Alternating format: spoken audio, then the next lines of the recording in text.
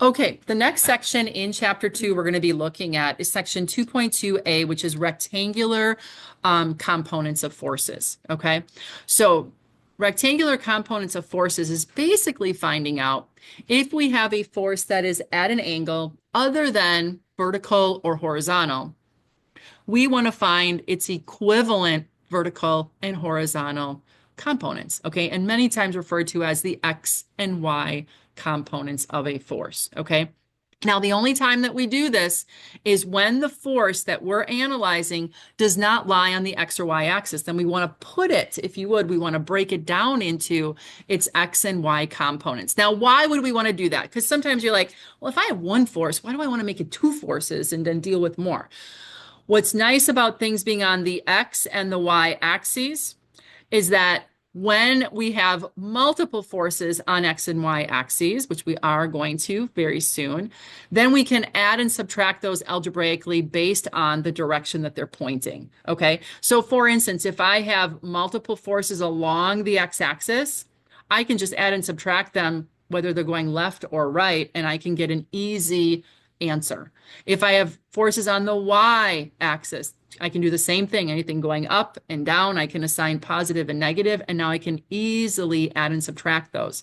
If they're at angles, there's a little bit more work. All right. So breaking it into its X and Y components sometimes might feel like it's a little bit more work, but it's easier to deal with. Okay. So we're going to find that going forward, whenever we see forces that are not horizontal or vertical, we're going to be breaking them into their X and Y components. So we're going to get to know that here.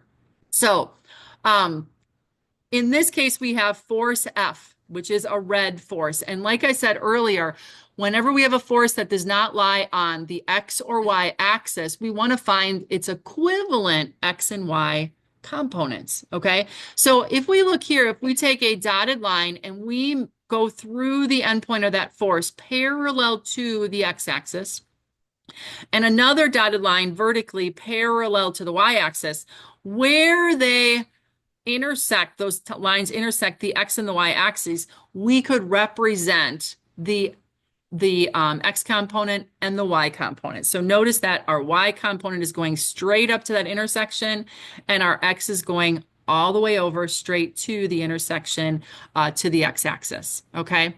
Now, what that does for us is it kind of is the backwards effect of a resultant. We're taking one force and now we're breaking it into two forces that are going to have the same net effect on the origin as the one force going up and to the right. Okay. So now we have the Y component going up and we have the X component going to the right. To calculate these, we're going to use right angle trig. Because of the fact that these are 90 degrees to one another, we now can use our sine, cosine, and tangent functions to help us find those magnitudes, okay? We're going to go beyond that. In this book, when you read the sections, okay, they take an approach where they call out the coordinates of a vector to have I, J, and K coordinates, which correspond to X, Y, and Z. So you're going to notice here that they have I and they have J. I have mixed feelings about it. I really don't teach it like this. So all that the I means is that represents the the X axis, and the J represents the Y axis. That's all I'm going to say about it because I think it's kind of a confusing way to do it. So that's all we're going to say. So if you are looking at examples in the book and you're wondering what those I, J's, and K's are, they're X, Y's, and Z's. They're just another way of calling it out. It's their way of calling it out. It's not very common. All right.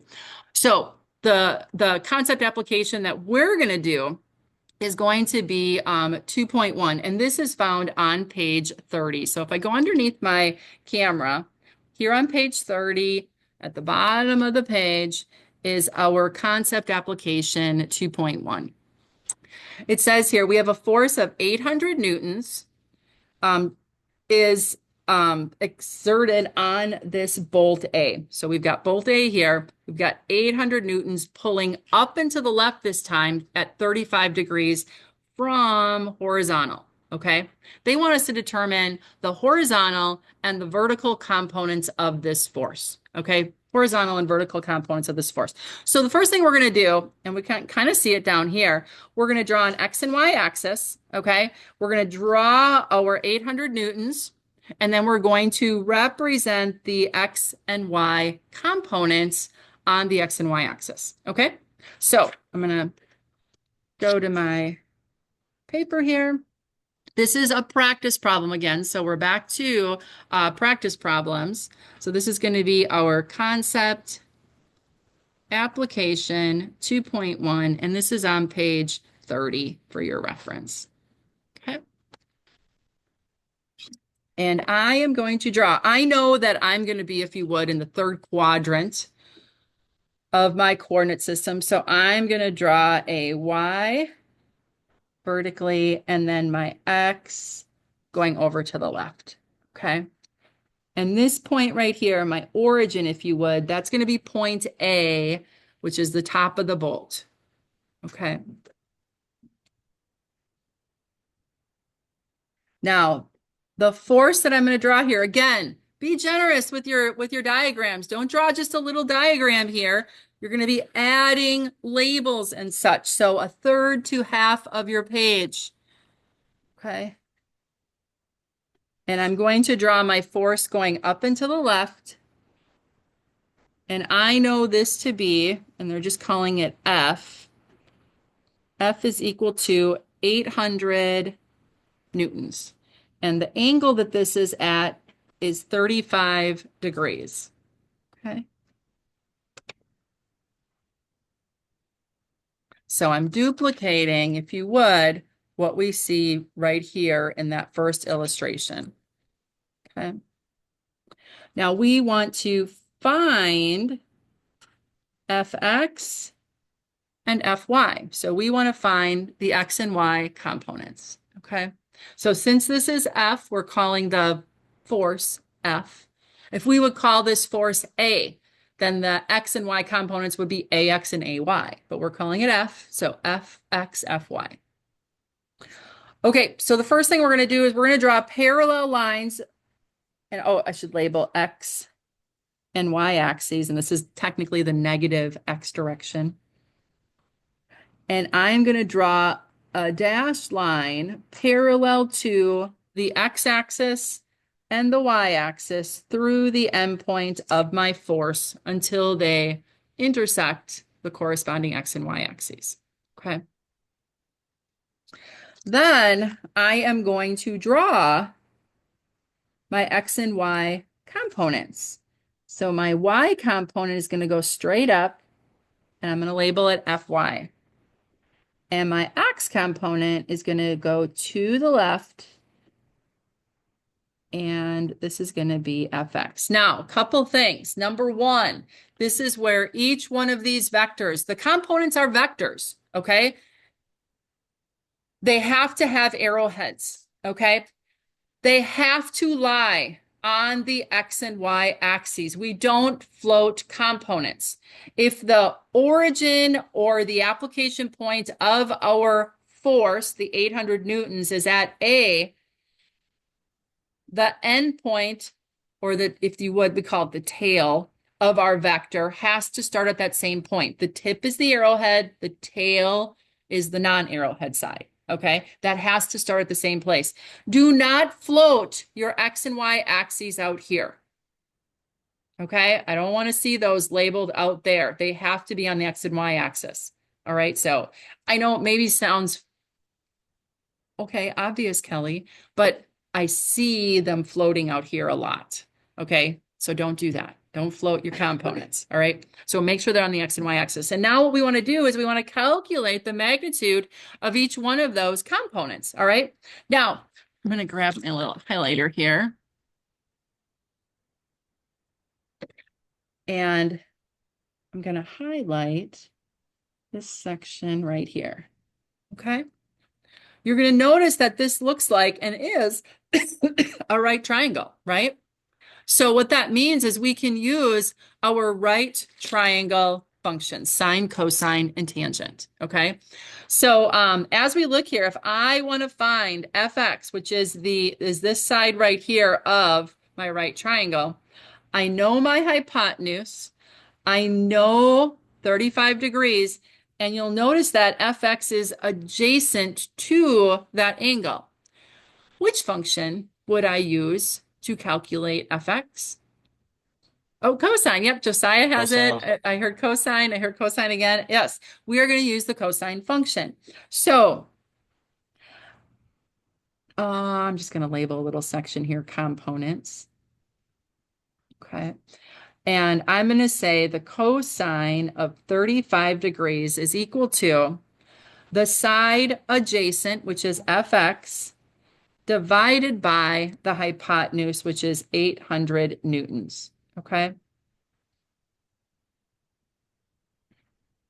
And now solving for fx, I would multiply my 800 newtons up here, and my fx is going to come out to be, should be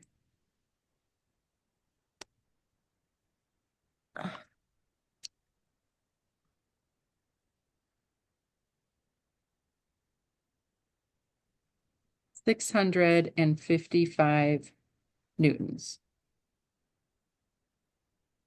Did you guys get that same thing? Okay. Now, if we look in the book, the book put a negative in front of here. I don't want you to do that. Don't do that. And the reason not to do it is because they stuck the negative in front of here, in front of the F, okay? And it's because it's going to the left. We will assign the positive negatives when we add them in equations later on. As long as you show the direction of the arrowhead going to the left, I just want magnitude here. So magnitude only. Do not put a positive or negative in front of this depicting direction. Does that make sense? My arrowhead is giving me direction. I don't need the positive or negative in the magnitude. That will get confusing.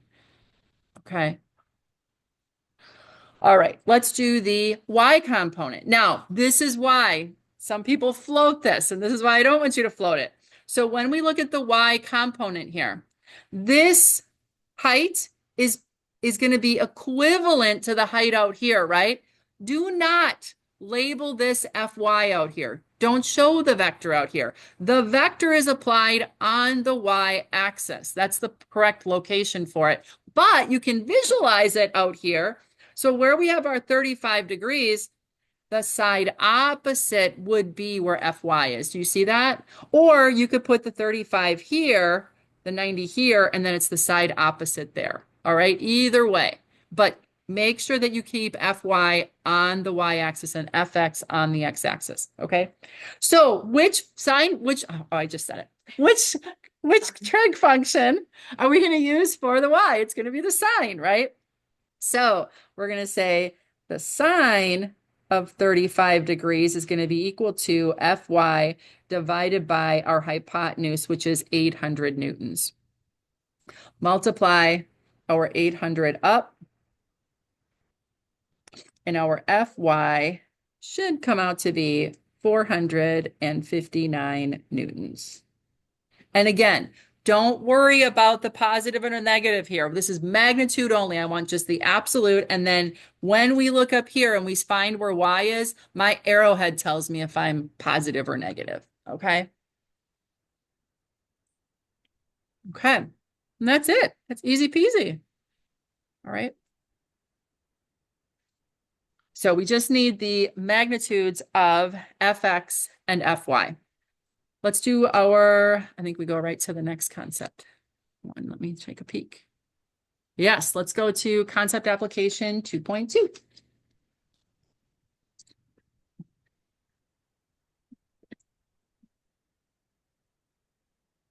So our next one is on page 31. and we will find concept application 2.2. Okay.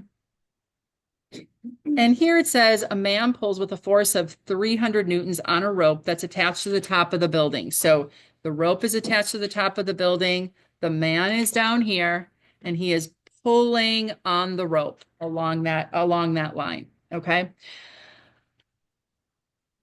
It says, what are the horizontal and vertical components of that rope at point A?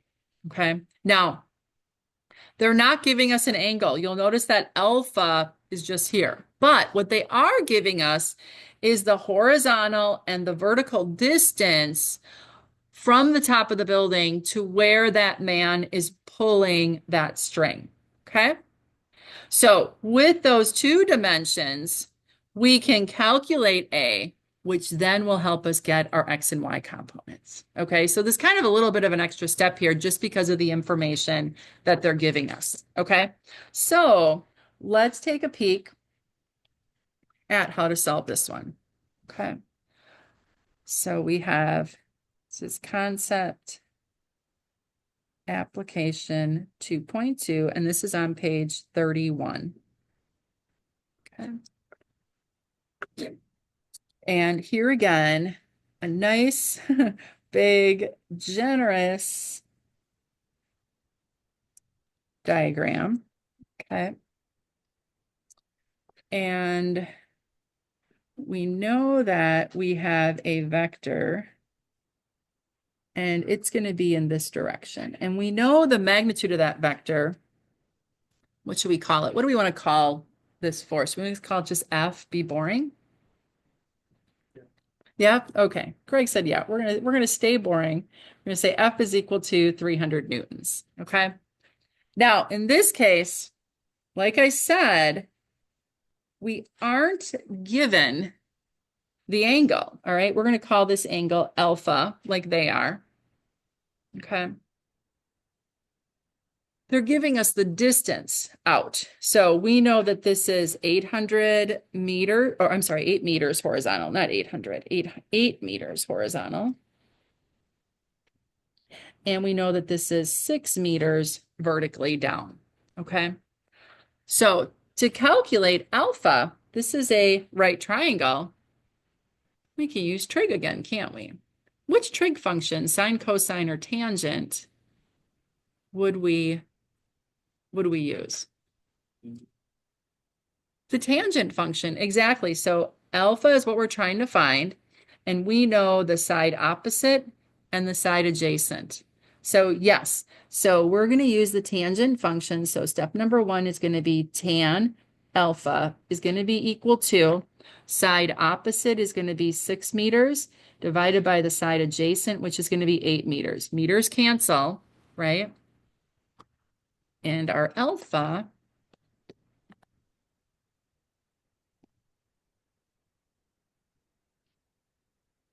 you guys get 36.9 degrees.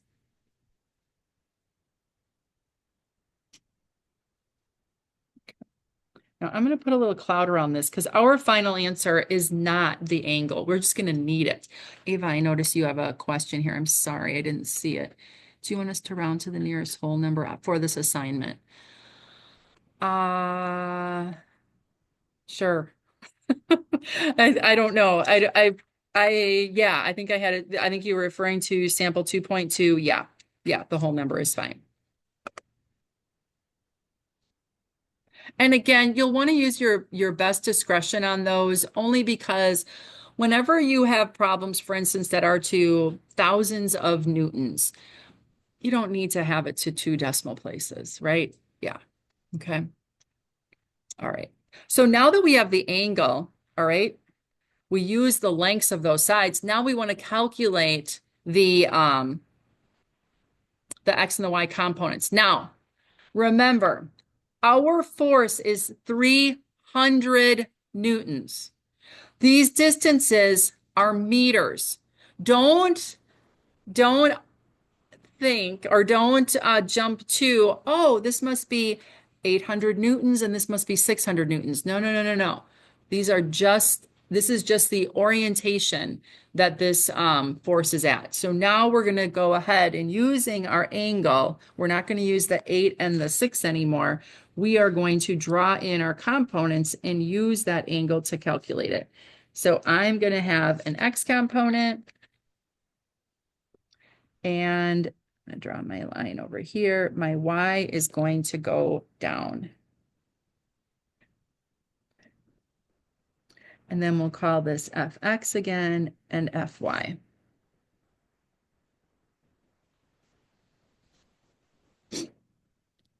Okay, so now step number 2 is going to be our components. Okay. So if we look here, we've got our angle, 36.9. Fx is going to be the side adjacent, and I know my hypotenuse. So that's going to be our cosine again, right? So cosine of 36.9 is going to be equal to Fx divided by 300 newtons. So Fx is equal to, would be the cosine of 36.9 times 300 newtons. Our Fx should be about 420.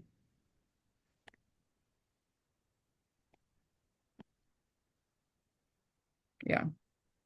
I'm sorry, 240. Yeah. And that is newtons. And that is the magnitude. Now, again, if you're putting a box around Fx, and make sure, don't just circle 240 newtons. You have to tell me what that 240 newtons is. It's Fx is equal to, okay, 240 newtons. I better see an Fx along an x-axis up here, okay? Then I'm going to do my y, okay? So if I look at my y component, remember, the equivalent length is out here, right? So if I take my 36.9, Fy is the side opposite, and I'm going to use the hypotenuse. It'll be the sine function. So sine of 36.9 is equal to Fy over 300 newtons. And then my Fy is going to be equal to the sine 36.9 times 300 newtons. So my Fy should come out to be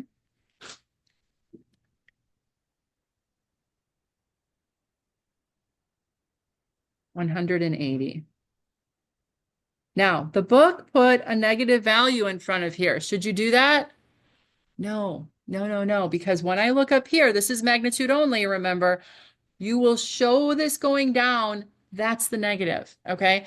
Don't put a negative Fy and show it going down because, again, when we start adding and subtracting these, the negatives can be redundant and then it can get confusing, okay? So magnitude only, F you would, absolute value. So diagram up here, X, Fx and Fy on the X and Y axes. Make sure you calculate our angle, 36.9, and then use that to find the magnitude of each one of these. Okay. All right. It's fun, isn't it? It's so good. Let me see here. I just want to make sure I've got 1, 2. I think we've got one more. Let me go back to my PowerPoint presentation. And the next one we have is concept application 2.3.